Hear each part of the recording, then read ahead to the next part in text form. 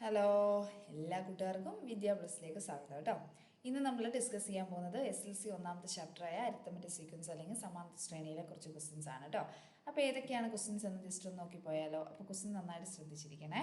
അപ്പോൾ ഒന്നാമത് പറയുന്ന ക്വസ്റ്റ്യൻ എങ്ങനെയാണ്, ഒരു സമാന്തര ശ്രേണിയുടെ അഞ്ചാം പദം 21, അഞ്ചാമത്തെ പദം എന്ന് പറയുന്നത് എത്രയാണ്, 21, ഒൻപതാം പദം 37. ഇംഗ്ലീഷ് കൊടുത്തിട്ടുണ്ട്. എന്താണ് ഫിഫ്ത്ത് ടേം എന്ന് പറയുന്നത് എത്രയാണ്, ഫിഫ്ത്ത് ടേം എന്ന് പറയുന്നത് എത്രയാണ്, ഫിഫ്ത്ത് ടേം 21, അതേപോലെ നയൻത്ത് ടേം എത്രയാണ്, 37. നെക്സ്റ്റ് അടുത്ത് പറഞ്ഞേക്കുന്നത് ഏഴാം പദം എത്ര. നെക്സ്റ്റ് ക്വസ്റ്റ്യൻ എത്ര ചോദിച്ചേക്കുന്നത്, ഏഴാം പദം അല്ലെങ്കിൽ സെവൻത്ത് ടേം എത്ര എന്നാണ് ക്വസ്റ്റ്യൻ ചോദിച്ചേക്കുന്നത്. നെക്സ്റ്റ് അടുത്ത് എന്താണ്, ഒന്നാം പദത്തിൻ്റെയും 13ാം പദത്തിൻ്റെയും തുക കണ്ടുപിടിക്കുക. Some of 1 and 13th term എന്നാണ് പറഞ്ഞേക്കുന്നത് അല്ലേ. നെക്സ്റ്റ് അടുത്ത് എന്താണ്, ആദ്യത്തെ 13 പദങ്ങളുടെ തുക എത്രയാണ്, 13 പദങ്ങളുടെ തുക. Find the sum of first 13 terms എന്നാണ് പറഞ്ഞേക്കുന്നത് അല്ലേ. അപ്പോൾ നമുക്ക് നോക്കിയാലോ എങ്ങനെയാണ് ചെയ്യുന്നതെന്ന്. ഇങ്ങനത്തെ ക്വസ്റ്റ്യൻ വരുമ്പോൾ ആദ്യം തന്നെ നമ്മൾ എന്ത് ചെയ്യുക, ആൻസർ ഓരോന്ന് സ്റ്റെപ്പ് വൈസ് എഴുതി ചെയ്ത് പോവുക കേട്ടോ. അപ്പോൾ നമുക്ക് നോക്കാം. ആദ്യം ക്വസ്റ്റ്യൻ ശ്രദ്ധിക്കാം കേട്ടോ. ഒരു സമാന്തര ശ്രേണിയുടെ അഞ്ചാം പദം 21, അഞ്ചാമത്തെ ടേം 21 എന്ന് പറയുമ്പോൾ x5 = എത്ര വരും, 21. x5 = എത്രയാണ്, 21 എന്ന് വരും അല്ലേ. നെക്സ്റ്റ് അടുത്ത് എന്താണ്, ഒൻപതാം പദം 37, ഒൻപതാമത്തെ ടേം എന്ന് പറയുന്നത് എത്രയാണ്, ഒമ്പതാമത്തെ ടേം എന്ന് പറയുമ്പോൾ എങ്ങനെയാണ്, x9 = 37, x9 = എത്ര കിട്ടും, 37 എന്ന് കിട്ടും അല്ലേ. നെക്സ്റ്റ് അടുത്ത് ചോദിച്ചേക്കുന്ന ക്വസ്റ്റ്യൻ എങ്ങനെയാണ്, ഏഴാം പദം എത്ര. നെക്സ്റ്റ് അടുത്ത് ചോദിച്ചേക്കുന്നത് എന്താണ്, ഏഴാമത്തെ പദം അല്ലെങ്കിൽ ഏഴാമത്തെ ടേം എത്ര, എങ്ങനെ കണ്ടുപിടിക്കുന്നത് ഏഴാമത്തെ ടേം. അപ്പോൾ ഇങ്ങനെ ഒരു ക്വസ്റ്റ്യൻ തന്നിട്ടുണ്ടെങ്കിൽ അതിൽ നിന്ന് ആദ്യം നമ്മൾ ഡി കണ്ടുപിടിക്കണം. അതിൽ നിന്ന് ആദ്യം നമ്മൾ എന്ത് കണ്ടുപിടിക്കണം, ഡി. അപ്പോൾ ഡി കണ്ടുപിടിക്കാൻ സിമ്പിളാണ്. ഇതിന് ചെറിയൊരു ഒരു ഇക്വേഷൻ ഉണ്ട് കേട്ടോ. അപ്പോൾ ആ ഇക്വേഷൻ ഞാൻ പറഞ്ഞുതരാം, ശ്രദ്ധിച്ചോണേ. പൊസിഷൻ ഡിഫറൻസ്, ടേം ഡിഫറൻസ് അല്ലെങ്കിൽ പദവ്യത്യാസം, ടേം ഡിഫറൻസ് കേട്ടോ. Term difference divided by position difference ആണ് കേട്ടോ. ടേം ഡിഫറൻസ് ഡിവൈഡഡ് ബൈ എന്താണ്, position difference. Term difference divided by എന്താണ്, പൊസിഷൻ ഡിഫറൻസ് ആണ് കേട്ടോ. അല്ലെങ്കിൽ മലയാളത്തിൽ എങ്ങനെയാണ് പറയുന്നത്, മലയാളത്തിൽ എന്ത് പറയും, എങ്ങനെ പറയുന്നത്, പദവ്യത്യാസം ഡിവൈഡഡ് ബൈ സ്ഥാന വ്യത്യാസം എന്ന് പറയും കേട്ടോ. പദവ്യത്യാസം ഡിവൈഡഡ് ബൈ എന്താണ്, സ്ഥാന വ്യത്യാസം എന്നാണ് പറയുന്നത്. അപ്പോൾ നമുക്ക് നോക്കിയാലോ എങ്ങനെയാണ് ചെയ്യുന്നതെന്ന് നോക്കിയാലോ.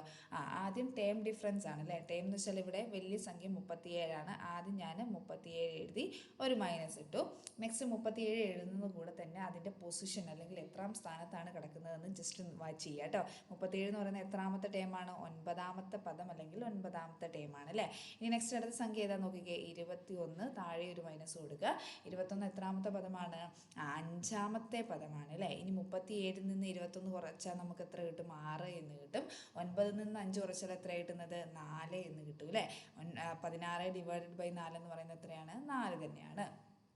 അപ്പം നമുക്ക് ഇവിടെ ഡി എന്ന് പറയുന്നത് എത്ര കിട്ടിയേക്കുന്നത്, 4 എന്നാണ് കിട്ടിയേക്കുന്നത് അല്ലേ. ഡി എന്ന് പറയുന്നത് എത്ര കിട്ടിയേക്കുന്നത്, 4. അപ്പം ഞാൻ ജസ്റ്റ് ഇതൊന്ന് റിമൂവ് ചെയ്തിട്ട് 4 എന്ന് മാത്രം എഴുതാം കേട്ടോ.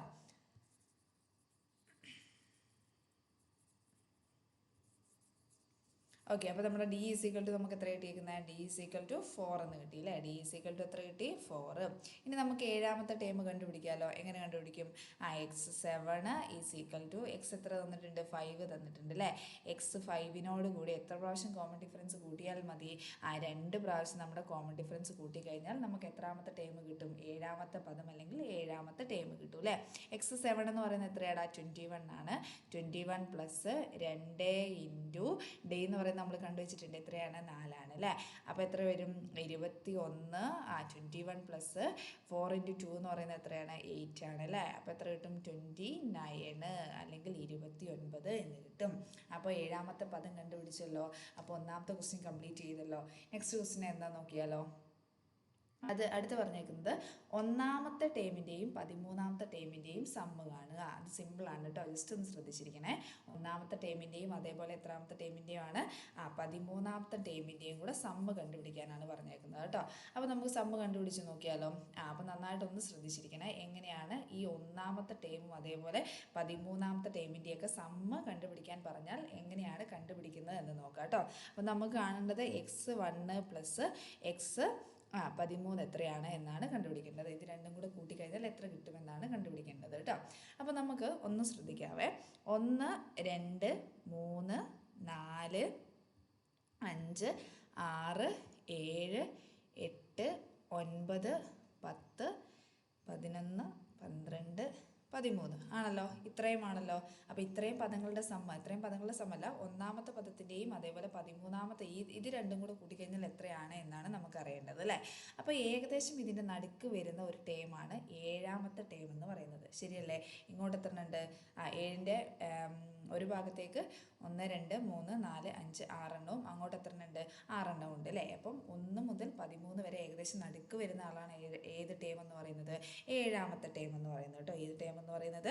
7ാമത്തെ ടേം എന്ന് പറയുന്നത്. അപ്പോൾ സിമ്പിളാണ്, ഒന്ന് ശ്രദ്ധിക്കണേ. ഇത്ര മാത്രമേ ഉള്ളൂ. ഏകദേശം നടുക്കുള്ള ആളെ, ഏകദേശം നടുക്ക് കിടക്കുന്ന സംഖ്യ ഏതാണ്, നടുക്ക് കിടക്കുന്ന ടേം ഏതാണെന്ന് നോക്കുക. അപ്പോൾ നടുക്ക് കിടക്കുന്ന ടേമിനെ എന്ത് ചെയ്താൽ മതി എന്ന് വെച്ചാൽ, നടുക്ക് കിടക്കുന്ന ടേം ഏതാണ്? x7 ആണല്ലേ. x7 okay. x7 ഇൻറ്റു 2 ചെയ്താൽ മതി കേട്ടോ. x7 ഇൻറ്റു 2 ചെയ്താൽ മതി. 2 ഇൻറ്റു x7 എഴുതാം കേട്ടോ. 2 ഇൻറ്റു x7. അപ്പോൾ എങ്ങനെ വരുന്നു പറഞ്ഞേ? 2 ഇൻറ്റു x7 നമ്മൾ കണ്ടുവച്ചിട്ടുണ്ട്. എത്രയാണ്? 29 ആണ് അല്ലേ. അപ്പോൾ എത്രയാണ് കിട്ടുന്നത്? 58 എന്ന് കിട്ടും കേട്ടോ. അപ്പോൾ ഇങ്ങനെ ഏതെങ്കിലും രണ്ട് ടേമിൻ്റെ സമ്മ് കണ്ടുപിടിക്കാൻ പറഞ്ഞിട്ടുണ്ടെങ്കിൽ, അല്ലെങ്കിൽ തുക കണ്ടുപിടിക്കാൻ പറഞ്ഞിട്ടുണ്ടെങ്കിൽ, ആ നമ്പർ 1 മുതൽ 13 വരെയാണെങ്കിൽ ഇത്രയും നമ്പറിൻ്റെ ഏകദേശം ഇടയിൽ വരുന്ന സംഖ്യയാണ് 7 എന്ന് പറയുന്നത്. 7ാമത്തെ ടേം ഓൾറെഡി നമ്മൾ കണ്ടുവച്ചിട്ടുണ്ട് 29 എന്ന്. ഈ 29നെ എത്ര കൊണ്ട് ഇൻഡ്യൂ ചെയ്താൽ മതി? 2 കൊണ്ട് അങ്ങോട്ട് ഇൻഡ്യൂ ചെയ്താൽ മതി കേട്ടോ. ഓക്കെ, നെക്സ്റ്റ് അടുത്ത ക്വസ്റ്റ്യനിലോട്ട് പോയാലോ.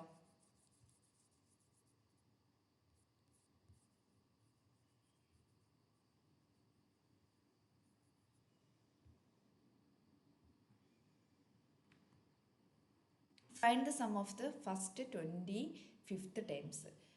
Sorry, question മാറിപ്പോയി. ഓക്കെ, നെക്സ്റ്റ് അടുത്ത് എന്താണ്? Find the sum of the first 13 times എന്ന് പറഞ്ഞേക്കുന്നത് അല്ലേ. അപ്പോൾ നോക്കിയാലോ എങ്ങനെയാണ് 13 ടൈംസിൻ്റെ കണ്ടുപിടിക്കുന്നതെന്ന്. അത് ഇതിലും സിമ്പിളാണ് കേട്ടോ. ആദ്യം നമ്മൾ സമ്മല്ലേ കണ്ടുപിടിക്കേണ്ടത്. അപ്പോൾ S13 എന്ന് എഴുതി. എന്താ എഴുതിയത്? തുക. 13 പദങ്ങളുടെ തുകയാണ് കണ്ടുപിടിക്കേണ്ടത് അല്ലേ. അപ്പോൾ എന്ത് എഴുതി? S13 എന്ന് എഴുതി. ഏകദേശം മിഡിൽ കിടക്കുന്ന സംഖ്യ ഇത് തന്നെയാണ്. x7 ആണ് അല്ലേ. 7ാം പദമാണ് ഏകദേശം മിഡിൽ കിടക്കുന്നത് അല്ലേ. അപ്പോൾ 7ാം പദത്തിന് ഈ 13 കൊണ്ട് അങ്ങോട്ട് ഇൻഡ്യൂ ചെയ്ത് കഴിഞ്ഞാൽ നമുക്കിതിൻ്റെ മൊത്തം സമ്മ് കിട്ടും കേട്ടോ. 13 ടേംസിൻ്റെ അല്ലെങ്കിൽ 13 പദങ്ങളുടെ എന്ത് കിട്ടും? സമ്മ് കിട്ടും. അപ്പോൾ എങ്ങനെ ചെയ്യേണ്ടത്? 29 ഇൻറ്റു 13 എന്ന് എഴുതി. 29 ഇൻറ്റു 13 എന്ന് പറയുന്നത് എത്രയാണ്? 377 ആണ് കേട്ടോ. അപ്പോൾ സമ്മ് കണ്ടുപിടിക്കാനും എളുപ്പമല്ലേ. എന്ത് ചെയ്താൽ മതി? ഏകദേശം മിഡിൽ കിടക്കുന്ന സംഖ്യ എടുക്കുക. അതിനെ എത്ര കൊണ്ട് ഇൻഡ്യൂ ചെയ്താൽ മതി? 13 കൊണ്ട് ഇൻഡ്യൂ ചെയ്താൽ മതി. എങ്ങനെ 13 കൊണ്ട് ഇൻഡ്യൂ ചെയ്യുക എന്ന് പറയുന്നത്? ഇവിടെ 13 പദങ്ങളുടെ സമ്മാണ് കണ്ടുപിടിക്കേണ്ടത്. അതുകൊണ്ടാണ് എന്ത് ചെയ്തത്? 13 കൊണ്ട് ഇൻഡ്യൂ ചെയ്തത് കേട്ടോ. ഇനി 14 പദങ്ങളുടെ ആണെങ്കിൽ എത്ര കൊണ്ട് ഇൻഡ്യൂ ചെയ്യണമായിരുന്നു? 14 കൊണ്ട് ഇൻഡ്യൂ ചെയ്യണം കേട്ടോ. അപ്പോൾ ഇവിടെ സംഖ്യ മാറും, ഏകദേശം മിഡിലുള്ള സംഖ്യ മാറും കേട്ടോ. ഓക്കെ, ശരി. ഇനി നെക്സ്റ്റ് അടുത്ത ക്വസ്റ്റ്യനിലോട്ട് പോവാം. ഒരു സമാന്തര ശ്രേണിയുടെ ബീജഗണിത രൂപം എത്രയാണ്? 5n - 3 ആണ്. ശ്രേണി എഴുതുക. സിമ്പിൾ അല്ലേ. അപ്പോൾ എങ്ങനെ എഴുതുന്നതെന്ന് പറഞ്ഞു നോക്കിക്കേ. 5n - 3 ആണ്. അപ്പോൾ ഒന്നാമത്തെ പദം കണ്ടുപിടിക്കാൻ എന്ത് ചെയ്താൽ മതി? എന്നിൻ്റെ സ്ഥാനത്ത് എത്ര ചേർക്കണം? 1 ചേർക്കണം അല്ലേ. അപ്പോൾ എങ്ങനെയാണ്? 5 × 1 - 3. അപ്പോൾ എത്രയാണ്? 5 - എത്ര വരും? 3 = 2 എന്ന് വരും അല്ലേ. ഇനി രണ്ടാമത്തെ ടൈം എങ്ങനെയാണ് കണ്ടുപിടിക്കുന്നത്? 5 × 2 - 3 = 5 × 2 എന്ന് പറയുന്നത് എത്രയാണ്? 10 എന്ന് വരും അല്ലേ. 5 × 2 അല്ലെങ്കിൽ 5 × 2 എന്ന് പറയുന്നത് എത്രയാണ്? 10 - 3 എന്ന് വരും. അപ്പോൾ എത്ര കിട്ടും? 7 എന്ന് കിട്ടും അല്ലേ. ഇനി മൂന്നാമത്തെ ടൈം എങ്ങനെ കണ്ടുപിടിക്കും? 5 × എന്നിൻ്റെ സ്ഥാനത്ത് എത്ര ചേർക്കണം? 3 ചേർക്കണം, -3. അപ്പോൾ എത്രയാണ്? 15 - 3 എന്ന് പറയുന്നത് എത്രയാണ്? 15 - 3 എന്ന് പറയുന്നത് നമുക്ക് ആൻസർ എത്ര കിട്ടും? 12 എന്ന് കിട്ടും അല്ലേ. ആൻസർ എത്ര കിട്ടുന്നത്? 12. അപ്പോൾ ശ്രേണി ആയാൽ ചെക്ക് ചെയ്ത് നോക്കടാ. 2, 7, 12 ശ്രേണി സെറ്റായില്ലേ. അപ്പോൾ ഇത്രയേ ഉള്ളൂ കേട്ടോ ശ്രേണി ഉണ്ടാക്കുന്നത്. നെക്സ്റ്റ് അടുത്ത ക്വസ്റ്റ്യനിലോട്ട് പോയാലോ. അടുത്ത ക്വസ്റ്റ്യൻ എന്താ? നെക്സ്റ്റ് അടുത്ത question, what is the position of. Okay, അപ്പോൾ അടുത്ത് പറഞ്ഞേക്കുന്നത് എന്താണ്? 122 ഈ ശ്രേണിയിലെ എത്രാമത്തെ പദമാണ്, അല്ലെങ്കിൽ എത്രാമത്തെ പൊസിഷനാണ്? 122 എന്ന് പറയുന്നത് ഈ ഒരു ശ്രേണിയിലെ പദമാണ്. പക്ഷെ അതിൻ്റെ പൊസിഷൻ അല്ലെങ്കിൽ സ്ഥാനം കണ്ടുപിടിക്കാനാണ് പറഞ്ഞേക്കുന്നത് കേട്ടോ. അപ്പോൾ നോക്കിയാലോ എങ്ങനെയാണ് ചെയ്യുന്നത് നോക്കിയാലോ. ശ്രദ്ധിച്ചിരിക്കണേ എങ്ങനെയാണ് ചെയ്യുന്നതെന്ന്.